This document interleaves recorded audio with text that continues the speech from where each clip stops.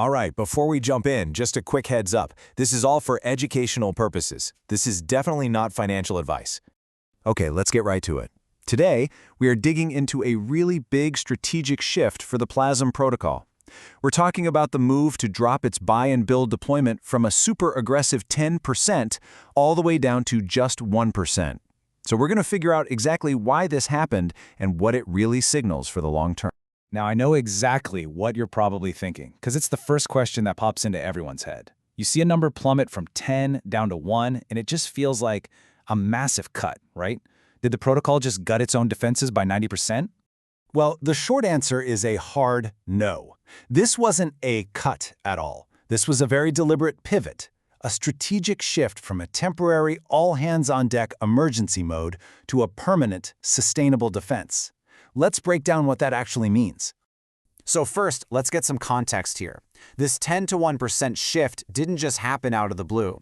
It was the final, planned move in a very specific campaign, a transition from what we're going to call storm mode into sustainable operations. If you look at this timeline, you can see that the high 10% rate was never, ever meant to be permanent. It was a temporary, almost surgical tool for a super high-pressure window, specifically to deal with that huge token release on day 94. You know, think of it like a hurricane defense. You put the storm shutters up when the hurricane is hitting, but you don't keep them up forever. Day 100 was basically the all-clear signal, the time to go back to normal, sustainable living. And that gets us to the real heart of the strategy. Why 1%? Why is that the magic number? Well, it all comes down to the math of sustainability, and this is where everything starts to click.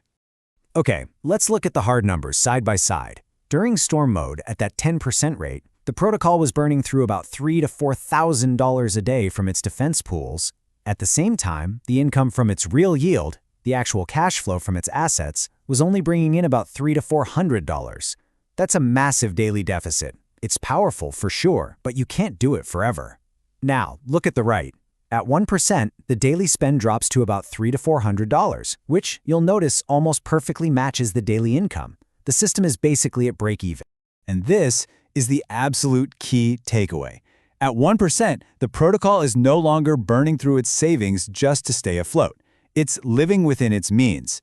The real yield it generates is enough to pay for its own defense day in and day out, potentially indefinitely. That is the literal definition of a sustainable system. But all right, here is where the story gets a really interesting plot twist. You'd think that after all that intense spending, the defense funds would be pretty drained, right? I mean, that makes sense. But that's not what happened. Not even close. In fact, the exact opposite is true. So, right before the strategic shift, after weeks of that aggressive storm mode defense, the total value sitting in the defense pools was around $39,000. And get this, on the very same day that the rate dropped to 1%, the pools were refilled to over $81,000. So let me say that again because it's a huge point. The daily spending was made sustainable, and the actual defense treasury more than doubled. The war chest is bigger and healthier than it was before the storm.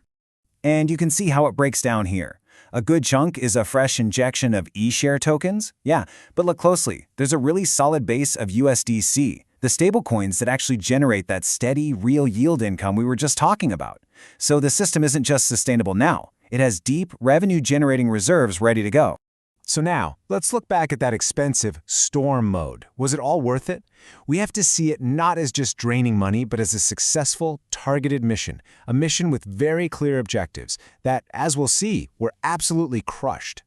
And the results really do speak for themselves. Check these wins. First, nearly 442,000 tokens were permanently taken out of circulation. Just gone. Second, the defense was rock solid. During the single biggest token release in the protocol's history, over 733,000 tokens, the price barely moved. And third, and maybe most importantly, people saw that strength. In the 2 days right after, staking surged by over 250,000 tokens. People saw the defense work, and they doubled down. Mission accomplished. So what's the big picture here for the future? Well, it means the protocol didn't just survive a crisis. It actually developed and battle-tested a mature, adaptable playbook that it can now use for any future stress events. And this slide basically shows you that new playbook. The default setting, step 1, is now sustainable mode. But it's proven it can see a threat coming, ramp up into storm mode, absorb the hit, and then, this is the critical part, return to its sustainable base. It's a smart, adaptive system. The simplest way to think about it is this. Storm mode is like the fire department. They're amazing, you absolutely need them for emergencies, but you don't want them living in your house 24/7. It's intense, it's expensive, and it's temporary. Sustainable mode, on the other hand, is the new normal. It's balanced, it's paid for by the protocol's own income, and it's designed to run forever while keeping those defense pools full. And if we look at what's coming, this sustainable plan is more than enough. This chart shows that the biggest waves of token releases are now in the rearview mirror. The pressure is actually going down from here on out. So what you have is a protocol facing a smaller challenge ahead with a much, much bigger war chest. It's completely overprepared. So let's just tie this all together. From 10% to 1%. This wasn't a move to become weaker. It was a move to become sustainable.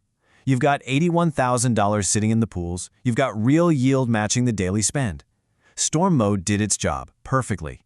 And now the protocol just operates in this sustainable mode indefinitely. That's not a retreat. That's maturation. That is what a protocol designed for the long haul really looks like. And as always, just a final reminder that this has been for educational purposes only. It is not financial advice. Please never invest more than you can truly afford to lose, and always, always do your own research before making any financial decisions.